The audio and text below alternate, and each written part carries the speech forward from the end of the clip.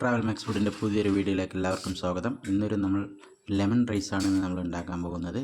വളരെ എളുപ്പത്തിൽ നമുക്ക് ഉണ്ടാക്കാൻ പറ്റിയൊരു വിഭവമാണ് ലെമൺ റൈസ്. അതുപോലെ തന്നെ കേടുകൂടാതെ ചൂട് സമയത്തൊന്നും കേടുകൂടാതെ ഇരിക്കുന്ന ഒരു വിഭവം കൂടിയാണ് ഈ ലെമൺ റൈസ്. ഇവിടെ ഒരു 1.5 ഗ്ലാസ് അരിയുടെ റൈസ് റെഡിയാക്കിയിട്ടുണ്ട്. ഒരു സ്പൂണ് നമ്മൾ കോക്കനട്ട് ഓയിൽ ഒഴിച്ച് നന്നായിട്ടൊന്ന് മിക്സ് ചെയ്യണം. ആ റൈസ് ചൂടാറുന്നതിന് മുമ്പേ ഈ കോക്കനട്ട് ഓയിൽ അതിൽ ഒന്ന് മിക്സ് ചെയ്ത് കഴിഞ്ഞാൽ നല്ലവണ്ണം പിടിച്ചോളും. ഇനി നമുക്കൊരു ഫ്രൈ പാൻ എടുത്തിട്ട് നല്ല കോക്കനട്ട് ഓയിൽ അതിൽ ചേർക്കുക. ഒരുപാട് ഓയിലൊന്നും വേണ്ട, ശകലം ഒന്ന് താളിക്കാൻ വേണ്ടിയുള്ള ഒരു ഓയിൽ എടുക്കുക. കടുക് പൊട്ടിക്കുക, ശകലം ഉഴുന്ന് പരിപ്പ്, ശകലം കടലപ്പരിപ്പ്, കപ്പലണ്ടി നന്നായിട്ടൊന്ന് ഇളക്കി കൊടുക്കുക. ഇത് നമ്മളിത് ചെയ്യുമ്പോൾ ചെറു തീയിൽ ചെയ്യാൻ പാടുള്ളൂ. കരിഞ്ഞു കഴിഞ്ഞാൽ ആകെ ഇതിൻ്റെ ടേസ്റ്റ് മാറും. ശകലം നല്ല ജീരകം, ശകലം കായപ്പൊടി, നല്ലപോലെ നൈസ് തീയിൽ മീഡിയം ലോ ഫ്ലെയിമിൽ ഇത് കരിയാതെ നോക്കണം. ശകലം ഉള്ളി അരിഞ്ഞത്,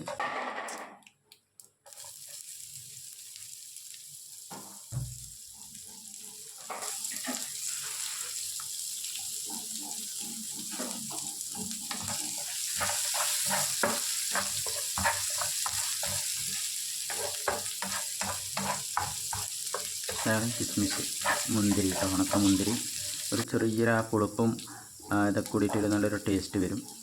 എന്നിട്ട് നമുക്ക് തക്കാളി ആഡ് ചെയ്യാം. സാധാരണ നമ്മൾ ലെമൺ റൈസിൽ തക്കാളി ആഡ് ചെയ്യില്ല, പക്ഷേ ഇതൊരു ചെറിയൊരു വ്യത്യാസം വരും. നല്ല ടേസ്റ്റായിരിക്കും. ലെമൺ റൈസിന് നന്നായിട്ടുണ്ടാവും. ശകലം ജിഞ്ചർ പേസ്റ്റും ഗാർലിക് പേസ്റ്റും ചേർക്കുക. ഒരു ചെറിയൊരു ടേസ്റ്റ് വ്യത്യാസത്തിനാണ് നമ്മളിത് ചേർക്കുന്നത് കേട്ടോ. നല്ലവണ്ണം ഒന്ന് ഇളക്കി എണ്ണ ഒന്ന് വേറിട്ട് വരുന്നത് വരെ ഒന്ന് ചെറു തീയിൽ മസാല ഒന്ന് റെഡിയാക്കുക. ആവശ്യത്തിന് ഉപ്പ് ചേർക്കുക.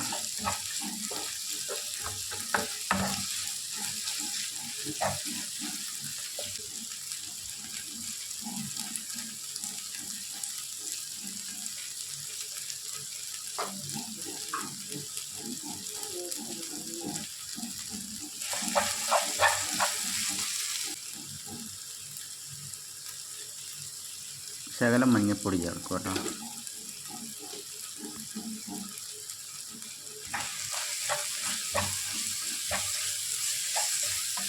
അതിൽ 4 നീളത്തിൽ പച്ചമുളക് അരിഞ്ഞിടുക. പച്ചമുളക് ഒരു ജസ്റ്റ് ഒന്ന് ലാസ്റ്റ് ഇട്ടാൽ മതി കേട്ടോ. നമുക്ക് ഇതിൻ്റെ ഫൈനലായിട്ട് നമുക്ക് ലെമൺ ജ്യൂസാണ് ചേർക്കേണ്ടത്. ഈ ലെമൺ ജ്യൂസ് ചേർത്തതിന് ശേഷം നമ്മൾ ഫ്ലെയിം ഓഫ് ചെയ്യണം. കാരണം ലെമൺ ജ്യൂസ് ഒരുപാട് തിളച്ച് കഴിഞ്ഞാൽ പ്രശ്നമാണ്, ടേസ്റ്റ് വ്യത്യാസം വരും. ലെമൺ ജ്യൂസ് നമ്മൾ ഒരുപാട് ഫ്ലെയിം ഓഫ് ചെയ്യാം.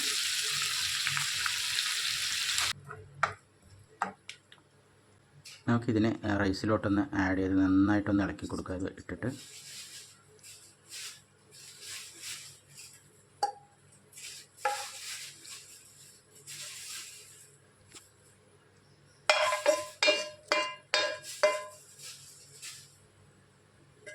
നല്ലപോലെ ഒന്ന് ഇളക്കി കൊടുക്കുക. നമ്മൾ കാലത്ത് കുട്ടികൾക്കൊക്കെ പെട്ടെന്ന് നമുക്ക് ഉച്ചയ്ക്കുള്ള ലഞ്ച് ബോക്സൊക്കെ തയ്യാറാക്കണമെങ്കിൽ ഇത് പെട്ടെന്ന് വളരെ എളുപ്പത്തിൽ നമുക്ക് ചെയ്യാവുന്നുള്ളൂ. കുട്ടികൾക്ക് ഇഷ്ടപ്പെടുകയും ചെയ്യും. ഇപ്പോൾ നോൺ വെജ് കഴിക്കുന്ന കുട്ടികളാണെങ്കിൽ ഇതിനോടൊപ്പം ഒരു മുട്ടയോ ഒരു മുട്ട പൊരിച്ചതൊക്കെ വെച്ച് കൊടുത്തു കഴിഞ്ഞാൽ പിന്നെ വേറെ ഒന്നും വേണ്ട.